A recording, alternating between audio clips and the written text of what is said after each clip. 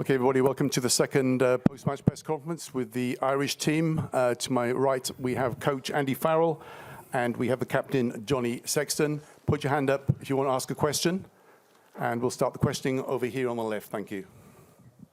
Hi, Michael Glennon, RT Sport. Andy, congratulations. Your team has risen to another challenge. What pleased you most about that victory tonight?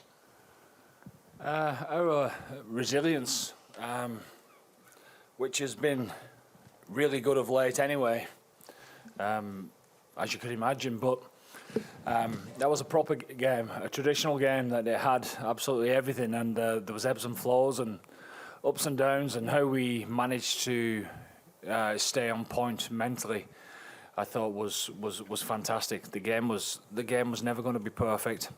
First half, I thought we had the rub of the green as far as field position is concerned, and probably didn't capitalise on that a little bit, but it was certainly roles reversed, wasn't it, in the second half? But how we kept our heads, getting those couple of penalties at the end when it really mattered, is the big plus side of our performance. Question in the front. Cian Tracy, Irish Independent. Johnny, congrats. You've had some special moments here, some tough moments as well. Where did that rank, and what's the key now to kicking on from it? Yeah, I think we've had some big wins in pool stages before.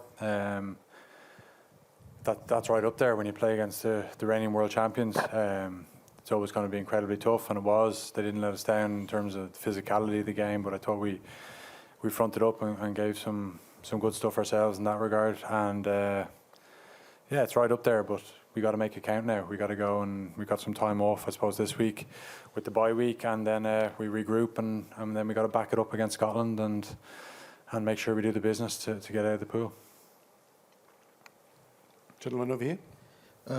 Congratulations, Andy. We know the Springboks are very strong in the set pieces. Just want to touch on the set pieces, lineouts and scrums. On the lineouts, you guys lost 3 early lineouts, and then 100% from there. And then in the scrums, you're losing 2 in the first half. In the second half, having 3 penalties. I mean, what are your thoughts on the set pieces, and are you pleased with today's performance, especially against the Springboks? Well, again, that's the quality of the Springboks. That's the quality of the opposition that's got to be coming. The more that we're able to stay in this competition and keep moving on. So, but keeping ourselves on track mentally and staying at it was absolutely the key. And you know, I thought our discipline certainly in the second half was very good within the line out, and you know, it was roles reversed, wasn't it, in regards to the penalty, the early engage from South Africa, and the penalty that we got on their line for us to kick the goal. So again, we stayed at it mentally and rolled with the punches, as you say, but came out strong the other side as well. Gentleman towards the back. Johnny, fly halves are always marked out for special treatment from back row forwards. It seemed like you had a lot of conversation with Peter Steftetuit today. How are you feeling, first of all, in terms of physicality? I saw you maybe holding the shoulder once or twice. And how satisfying is it to come through a physical match like that and be able to walk off as a winner after you've received some extra attention? Yeah, it was like Peter Steph's one of the best back rowers in the world, and he's made his presence known, of course. A few tackles where just passing the like on the line, and he hits me. It's probably fair. You know, so there's a couple of them. So yeah, very physical game. You know, very different to the first 2 games we had, where I suppose the ball was in play a lot, and I'd say our running meters were probably higher. But today there was a lot more collisions. You know, for and against. So yeah, very tough game. You know, just so proud of the lads to front up. A lot of mistakes, just brushed them off and then went on to the next moment, and that was probably the most pleasing part. Everything we've worked on in terms of that mentality was excellent tonight. So look, plenty to work on though, and make sure we get better for the next game. Okay, what question on the left here? Before I ask my real question, any injuries, Andy?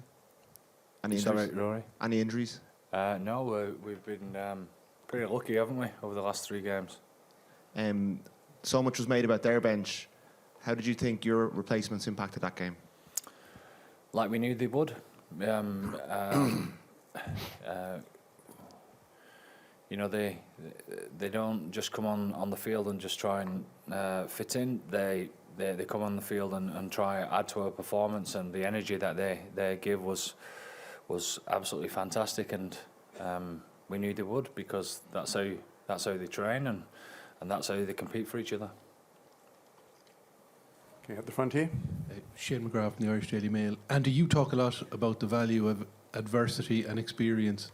How valuable is going through what the team went through tonight and coming out on the right side of the result? Yeah, it's huge. It's good. I mean, let's be honest. I mean, it's wonderful to win, but there's not much in it between 2 good sides. You know, there's not much in it, and I think the best thing about it for us is that we get to feel the intensity of a big game within this World Cup, and know what that feels like further down the line, and how we are able to be a little bit more composed, be a little bit more accurate, and play our game a little bit more is invaluable to be able to learn those lessons with a win. But what I would say is,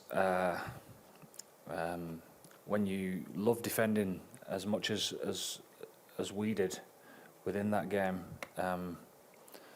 it stands us in good stead as far as our want and our fight for the rest of the competition. Gavin at the front here. Andy, it was a contest of ferocious physical intensity, but also emotionally so. And I'm just wondering, what's key now to enable you to sort of, I don't know, bottle what you had tonight and enable the team to reach those peaks again, and maybe even go beyond those peaks if that's possible? Yeah, I think as the competition goes on, we'll need to be better, because you know, there's a few bits of inaccuracies, but there's always going to be that type of thing with games like this, especially with the pressure that South Africa put on you. But we again was able to find a way. And when you say, you know, it was an emotional game, and you know, how do we bottle that? We've got very good at not getting too emotional, and making sure that we stay on task. So getting the game in like that within the pool stage is great for us. On the left here. Derek Foley, L'Etoile. Johnny, could you speak to us about game management and speaking to the line out when it's going wrong at that point? I mean, Ronan had a terrific first half. His defence was absolutely outstanding. But surely, as captain, can you tell us what you did to try and get everybody to settle down as 3 lineouts had gone astray? Well, I didn't do anything. I let the guys look after it themselves, because they do such a good job. You know, we obviously were bold on the first decision to go for the corner, and they wanted to keep the pressure on, and then obviously we didn't really get too many penalties after that. But I still would have backed the boys to deliver. You know, the Springboks have an outstanding defensive line-out, I would say, and they put us under pressure, but we'll make sure we get it right for the next day. And I don't think it had anything to do with Ronan. I think it was a couple of calls. Okay, up the back there. Bonsoir. Jonathan, une question en français. À quel point vous pensez que cette victoire renforce votre statut de prétendant au titre?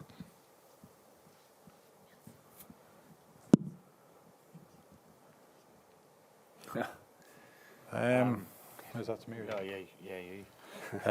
You can take it if you want. No, I definitely don't. Honestly, it doesn't have any. It's just another game in terms of making sure we, you know, try and get out of the pool. We're not talking about being champions. We're talking about the next game. Today it was all about the Springboks, of course, the whole week. Even earlier on in the summer, we sort of dedicated some time to prepping for this game. but now it's all about Scotland. We're not thinking about anything beyond that. You know, Scotland are an excellent team. I think that they'll be frustrated with how they played against South Africa. But at the same time, you saw how we struggled at times to get our game going. So it's all geared up towards that game now, and making sure that we do what's required to try and win the pool. You know, but you can't look beyond the next game in this competition. We've learned that. That's the biggest lesson we can take from the last few World Cups anyway. Okay, over on the right. Johnny, could you talk about the atmosphere and the level of Irish support and what it was like for you as a player today compared to all the other days you've had outside of Ireland particularly? You know, I said that we've had some big days before in terms of results in the pools, but I've never, ever seen a crowd like that. Someone said 30,000 fans. Yeah, there was no way there was 30,000. It wouldn't surprise me if there was 60. And they were insane throughout. They gave us the lifts that we needed. And honestly, it's not lost on us. We talk about it a lot, about inspiring those people that put their hand in their pocket week after week. They probably saved for 4 years to come here, and there's something we refer to all the time, and I mean that. We play for them, and they gave us the edge tonight, I think. So fair play to them. And it isn't just them, Jerry. It's the people back home as well. We know that back home is being worked up into a frenzy, you know. And if that is the sign of things that we can get excited about going forward, then what a lift that's going to give us. Yep, Mac here. Andy, hey, just here. Ollie here from TV3 New Zealand. I know you guys are taking it one game at a time, but this result obviously keeps you on track to top your pool, which would keep you on track for a possible quarterfinal with the All Blacks. Is that a matchup you like for this team at the moment? Oh no, honestly, we're not concentrating on that at all. We're just trying to concentrate on ourselves, and wherever that takes us, we'll deal with that as we go. But knowing that it probably is going to be either the All Blacks or France, two fantastic teams that we'll think about further down the track. On the left as well. Andy, when you said the team managed to stay on point mentally, what does that actually mean when you're watching it in terms of the fundamentals of the game?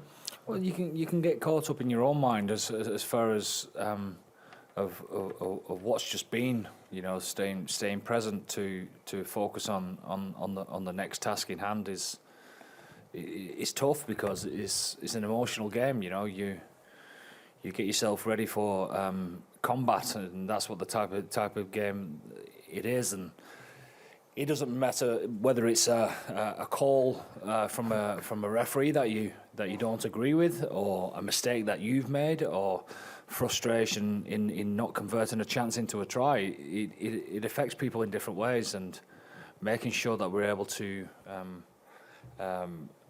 adjust our mindset and get back on point for being present for the next play is something that we work hard on. It's not easy to do, and we're certainly not perfect at it, but we're getting better. Okay, got time for two more questions. This gentleman here. Bonjour, question pour Andy. Avec cette victoire, vous semblez éviter l'équipe de France en quart de finale. Est-ce qu'il y a un certain soulagement? Est-ce que c'est un objectif aussi de gagner ce match pour éviter la France, ou pas nécessairement?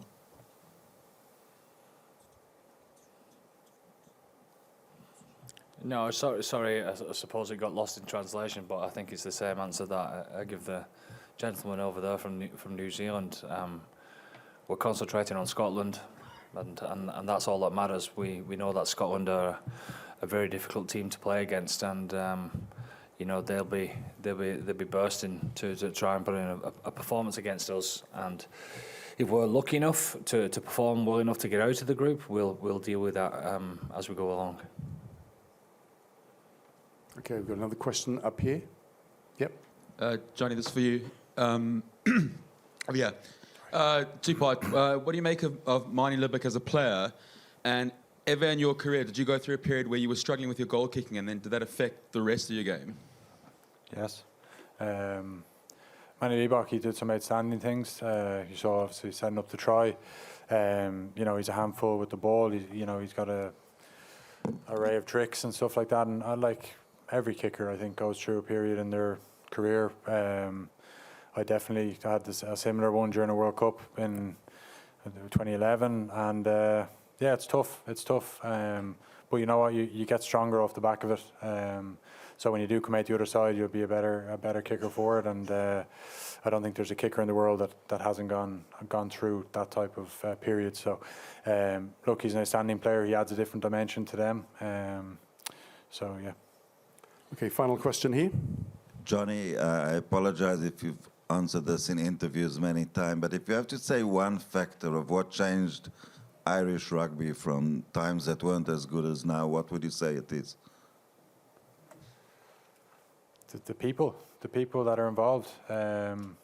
Obviously, the guy sitting next to me, huge impact, and the people that he's brought in, the guys at the top, David Nusafora. Like, there's too many people to name, you know. But we're in a good place, but we can't get carried away, because every team, like tonight, they're lining you up when you're top, when you're world number one. They'll use that as motivation, or when you're on an unbeaten run, they'll use it as motivation. We just need to keep our feet on the ground and keep striving for a better game, always a better game. And you know, teams will see that tonight and go, look, this is how we get after Ireland. And we just need to keep learning on the run. I think to go and win a World Cup, that's what you need to do. You need to keep learning on the run, week on week, and make sure that you're learning in victory as well. So, yeah.